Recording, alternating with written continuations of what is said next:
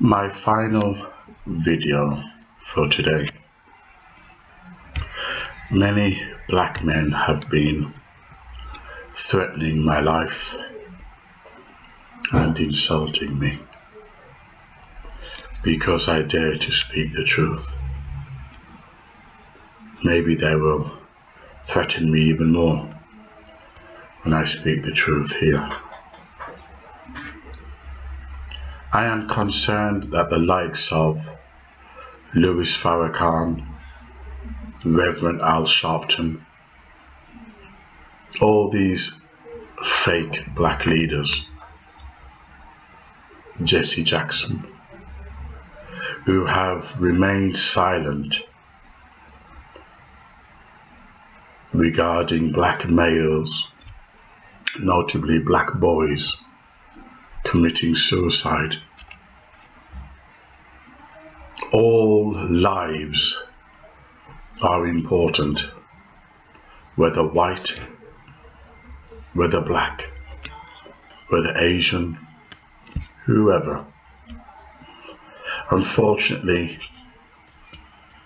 when discussing, I've looked up the black male committing suicide. By accident, I came across it on YouTube. I was looking up something else.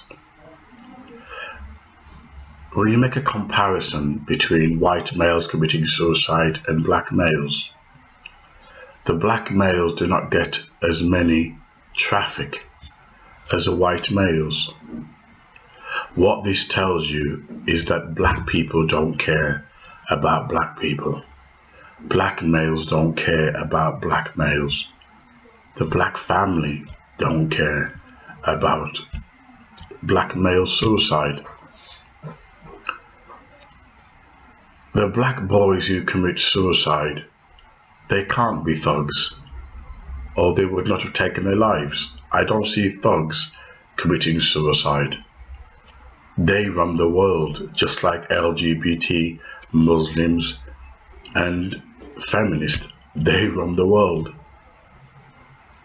The likes of Snoopy Dogg and 50 Cent are the voice for the black community. They represent us, so there's no need for them to commit suicide. But black boys are killing themselves, especially under Obama's administration. While the LGBT became a powerful force, while Obama has created a power, an empire for the LGBT, this black president has created a lot of suicide inside the black community. Interesting, another black man has caused another black man's destruction. Black men have walked out on their sons, and as a result, black boys either become on the down low, they become gay, they become gangs. Some maybe break through and become professional. The others commit suicide.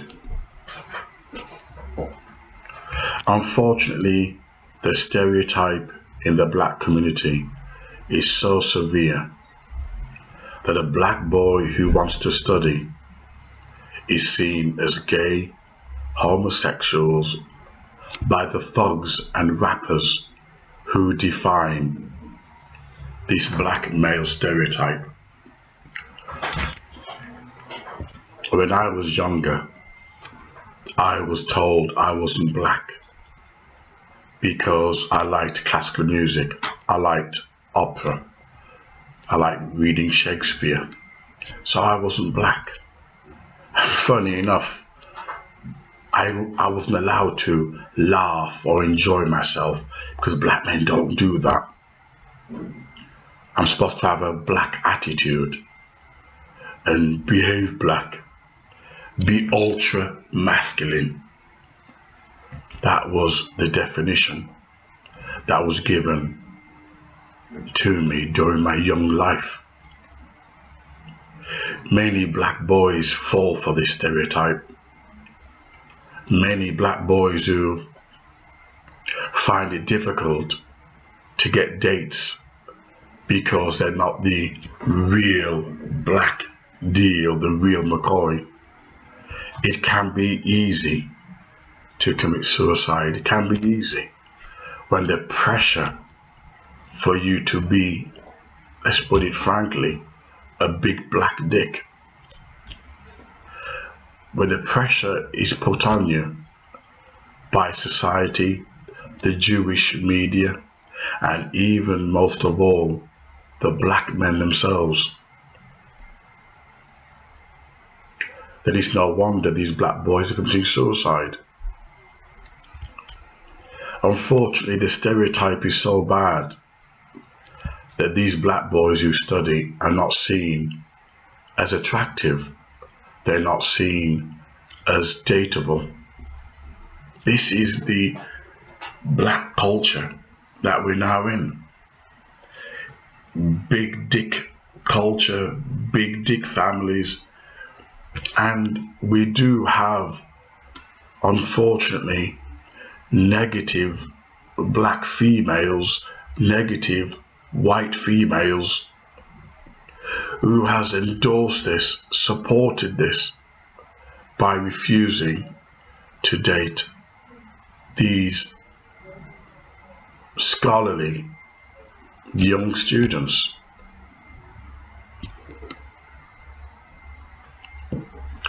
The black boy, when he's raised without a father, he already has an identity crisis. White boys who are raised without fathers have identity crisis. But the white boy is not systematically and institutionally and even entertainment and music defined to be an entertaining walking dick. Black men are. The stereotype is so vicious that any sensitive black boy who's a dancer, a chef, in those kind of creative occupations, if they're not strong to fight against this stereotype, this cultural hole, an immoral cesspool, then of course the only way is to kill themselves, which is no way at all. My best friend, a black guy, he killed himself. He killed himself in 2004. And just the anniversary of his death will be in 8 weeks in August.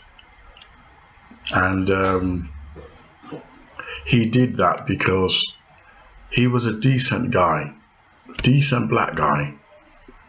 But unfortunately, he was exploited, he was used. He was the most beautiful guy you could meet. If, you know, anybody, white, black, they were starving, you approach him, he'd give you money. That's how genuine he was. But he couldn't find love. He had no kids, you know, but he was stereotyped. And he couldn't find love. In fact, I wrote him a song, you know, and when he died, I wrote him a song. But it was so powerful, they wouldn't play it at his funeral. The song words goes something like, one man, one woman, I'm only an old-fashioned guy. It's all an illusion, for no love seemed to pass me by. One man, one woman have left me all alone to live with my emotions. They tell me it's wrong. and its lyrics go on very powerfully. The chorus is just as powerful. And he committed suicide because he couldn't find love. He had a good job, a good house, everything paid for, still couldn't find love. The stereotype is so bad. Once the culture molds you into a big dick, women find it hard to take you seriously. They find it hard to love you when you are studying, because unfortunately the thugs, the rappers put there by the Jewish Zionism, they have destroyed the black community the same way the Jews are trying to destroy Europe. I haven't made videos regarding that yet, but I guess I did. There is a video I posted. This Jewish brother actually exposed the Jewish design in which to destroy Europe. But this is what's happening in the black community. I don't celebrate anyone's death, whether white, whether black, whoever they are. Neither should we celebrate the death of good black boys who we ourselves have defined by refusing to date them, by refusing to give them a wholesome environment.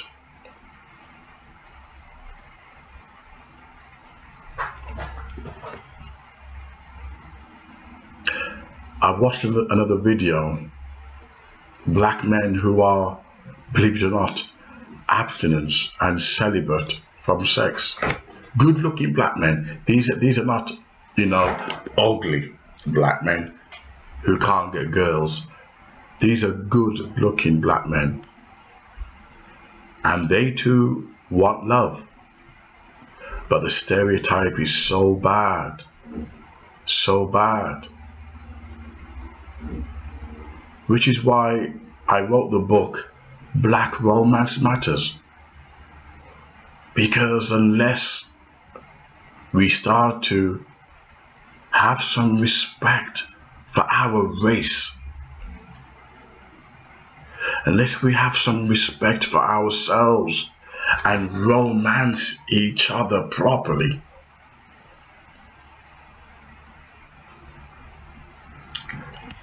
there's no hope for anyone. As I told you in my other videos, I've dated loads of white females and loads of black females. I've got no kids, but I went wild having sex everywhere and this and that, but I've got no kids whatsoever. And so I did loads of white females and black females, etc., even Indian. But what's interesting is that the black race have a serious problem when we are marrying out to such degree that there are white women out there who would only date white men. That doesn't make them racist, it makes them race proud. There are white males out there who would only date white women. That does not make him racist, it makes him proud of his race, proud of his white woman. Black people, we've now become haters of ourselves. Whether we speak the truth, exposing the immorality of our culture, or whether we refuse to give each other love and respect. I was quite touched, despite the death threats these black thugs give me. I was quite touched because I know it's not black thugs committing suicide. I don't care about their lives. I know for a fact it's decent black boys like my black friend who killed himself because he couldn't find love. He had no kids. He was hardworking. But society, and unfortunately, women did not respect him as a black male. That's why they call me Journey into Justice and Truth. I don't believe in lying.